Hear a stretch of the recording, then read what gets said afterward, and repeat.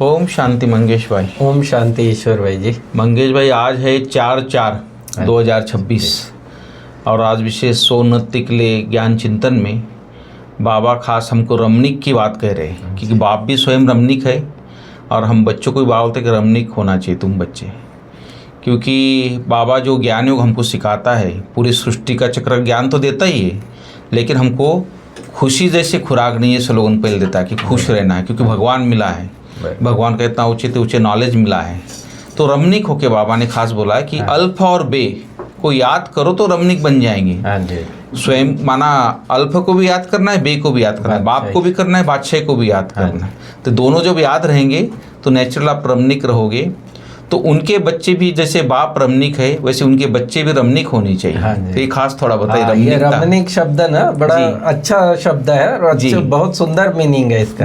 Actually ये originally आता है संस्कृत से आता है ये शब्द और हिंदी में ज्यादा यूज होता है। तो रमणीक का अर्थ है ब्यूटीफुल। रमणीक का अर्थ होता है चार्मिंग, जो खिला हुआ, जैसे खुशनुमा, एकदम आकर्षित करने वाला, हसीन, जिसको उर्दू भाषा में हसीन भी कहते हैं, और मनमोहक जी। तो ये जो सारे टाइटल बाबा ने कहा कि वो सारे जो है और रमणीक में सब कुछ आ गया। और वो रमणीक और मेन बात उसने बाबा ने मुरली में ये बताई कि रमणीक जो बनेंगे, आकर्षित जो बनेंगे, उसका मूल आधार है प्योरिटी। बिल्कुल, प्योरिटी, दैवी गुण, ये है रमणीकता का आधार। तो जैसे बाबा तो है ही पवित्रता का सागर, हो एवर प्योर है, लेकिन हम बच्चे जब देवत्व में जाते हैं तो हम भी रमणीक होते हैं, इतने सुंदर होते हैं कि आज भी मंदिरों की मूर्तियों को आप देखो तो कितनी आकर्षित करती है वो। तो इसलिए बाबा ने रमणीक टाइटल। इसी के ऊपर आज क्वेश्चन भी है कि देवताओं के चित्रों की कशिश क्यों होती है बच्चों को, तो उनमें कौन सा ऐसा विशेषता गुण है, कौन से गुण है। तो ये बाबा ने इसके ऊपर खास क्वेश्चन डाला है आज। और दूसरी बात आप देखते होंगे संत वगैरह जो भी कीर्तनकार होते हैं, जो कीर्तन करते हैं वो भी रमणीक होते हैं, तब जाके लोग सुनते हैं। कथा तो सुनाते हैं लेकिन फिर बीच में फिर वो बोलते हैं विठल विठल विठल विठल, सबको एकदम मुंह में मिलाते, रमणीकता में ले आते। बिल्कुल। तो बाबा भी हमको ज्ञान तो सुनाता है, लेकिन ज्ञान के साथ साथ हमको हर चीज बाबा बताता है। तो बाबा भी हमको रमणीक बना देता है। तो ये सीढ़ी का ज्ञान, सृष्टि चक्र का ज्ञान, ये जो है वो रमणीक ज्ञान। हाँ, हर पॉइंट को बाबा भिन्न भिन्न रीति से बताता है। तब रमणीकता में ना वेराइटी भी आ गई उसमें, क्योंकि मन की ये या बुद्धि की ये आदत है कि अगर उसको वेराइटी नहीं होगा ना तो वो बोर हो जाएगी। जी। हाँ, तो इसलिए बोलते ना रोज आलू खाओ तो बोर हो जाएगी। आलू का चिप्स बना लो, आलू की रस वाली बना लो, आलू सूखा बना लो, भले आलू, लेकिन उसको वैरायटी बनाओ तो लोगों को मजा आता है। आलू पनीर बना लो। तो ऐसे ही बाबा कहते हैं कि रमणीकता का, लेकिन उसका मूल जो गुण है वो है पवित्रता। बिल्कुल। रमणीकता के कारण उनके चित्रों की भी कशिश होती है। आप देखो मूर्तियां भले काले रंग की भी दिखाई देगी, लेकिन उसमें जो आकर्षण होता है ना वो बड़ा विचित्र होता है।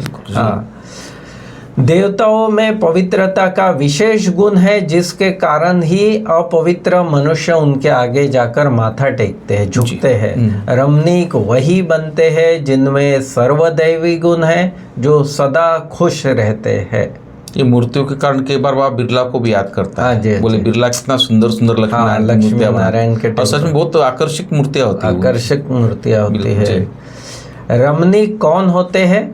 फिर बाबा दूसरा जवाब दे रहा है कि जो सदैव खुशी में रहते हैं, जिनमें दैवी गुण है, वो रमणीक है। भाई साहब, मंदिर में जब देवताओं के आगे जाते थोड़े समय के लिए, वहां भी लोग टेंशन भूल जाते हैं। वो भी अंदर में खुश हो जाते हैं। बिल्कुल। सोचो उनकी मूर्तियों के आगे जाके खुश हो जाते हैं। तो प्रैक्टिकल में अगर हम भगवान हमको बना रहा है तो हमें कितना रमणीक होना चाहिए। तो जितनी इनमें कशिश है उतनी तुम्हारे में भी कशिश होनी चाहिए। बाबा कहते हैं जैसे देवताओं में कशिश है, इवन मंदिरों की मूर्तियों में जितनी कशिश है, बाबा कहते हैं तुम्हारे में भी इतनी कशिश हो। भविष्य में जो उच्च पद पाने वाले होंगे उनमें यहाँ ही कशिश होगी, क्योंकि आत्मा पवित्र बन जाती है। तुम्हारे में जास्ती कशिश है उनमें है जो खास याद में रहते हैं, क्योंकि याद से ही याद से इम्प्योरिटी खत्म होती है, इम्प्योरिटी जल जाती है और प्योरिटी माना कशिश है। छोटे बच्चों में भी होती है, प्योर होते हैं। हाँ, प्योर। तो हर कोई आकर उसको प्यार करना चाहता है। सच्चा बाबा तुमको सच्ची कमाई करा रहे हैं, यही सच्ची कमाई साथ चलनी है 21 जन्मों के लिए। तो बच्चों को पढ़ाई में बड़ा खबरदार रहना चाहिए। तुम हो साधारण, तुमको पढ़ाने वाला भी बिल्कुल साधारण रूप में है, तो पढ़ने वाले भी साधारण ही रहेंगे। नहीं तो लज्जा आएगी कि हम ऊंच कपड़े पहने, हमारे मम्मा बाबा कितने साधारण हैं, तो हम भी साधारण रहते हैं। यह क्यों साधारण रहते हैं? क्योंकि बाबा कहते हैं वनवाह में है। ऐसे अभी हम स्वर्ग में माना ससुराल घर जाएंगे, उससे पहले हमारी ये जो मैरिज है बाबा के साथ हुई है, तो हम संगम युग पे हमको वनवाह में रहते। पहले शादी से पहले 1-2 दिन पहले शायद कुछ हल्दी पुराने कपड़े पहनाते थे। तो बाबा वो भी कई बार उदाहरण देता है। वही बाबा ने कहा कि उसी को ही बाबा वनवाह कहता है कि वो जो स्त्री होती है वो पहले इस प्रकार के साधारण रूप में रहती है, फिर श्रृंगार किया जाता है उसका। तो बाबा कहते हैं तुम वनवाह में ऐसे साधारण रहते हो, कोई को इतना उच्च ज्ञान दो, इतना नशा चढ़ा हुआ हो तो उसे भी तीर लग जाए। भल बर्तन मांजते रहो व कपड़ा साफ करते रहो, तुम्हारे सामने कोई आए तो तुम झट उनको अलफ की याद दिलाओ। ऐसी योग की बाबा कहते तुम्हारी स्थिति हो, तुमको वह नशा चढ़ा हुआ हो और सादे कपड़े में बैठ किसको नॉलेज देंगे तो वह भी वंडर खाएंगे इनमें कितना ऊंचा ज्ञान है। यह बाबा अपना मिसाल बताते हैं। बाबा ने तो अपना मिसाल, समझो बच्चों के साथ खेल रहा हूँ, कोई जिज्ञासु सामने आता है तो झट उनको बाबा का परिचय देता हूँ। योग की ताकत, योग बल होने के कारण वह भी वहाँ ही खड़ा हो जाएगा, तो वंडर खाएगा कि ये इतना साधारण रहते लेकिन इनमें ताकत इतनी है, तो कुछ बोल नहीं सकेगा। और इसका तो प्रैक्टिकल एग्जाम दादियों के अनुभव में है कि वो दादी ने एक स्टूडेंट का कोर्स कराया और उसको बाबा की खूब महिमा सुनाई।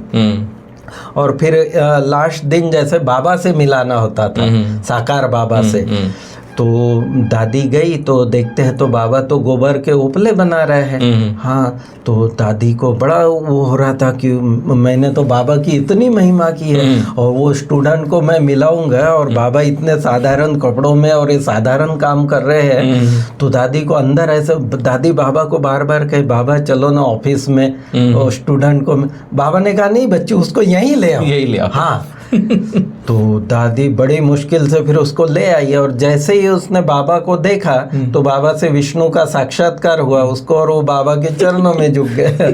तो इतना मतलब बाबा की जो थी ना योग की शक्ति, ब्रह्मा बाबा की भी, कि कोई भी आए सामने तो उसको एकदम, माना बाबा ये कहना चाहता है साधारण हो, कर्म कैसा भी हो, साधारण भी हो, लेकिन अवस्था उसकी ऊंची, अवस्था बहुत, अवस्था श्रेष्ठ होनी चाहिए, अंदर से इंटरनल अवस्था अच्छी होनी चाहिए। बिल्कुल वही बाबा सदैव कहते हैं तुम्हारे पास ज्ञान तो है परंतु योग का जौहर नहीं है।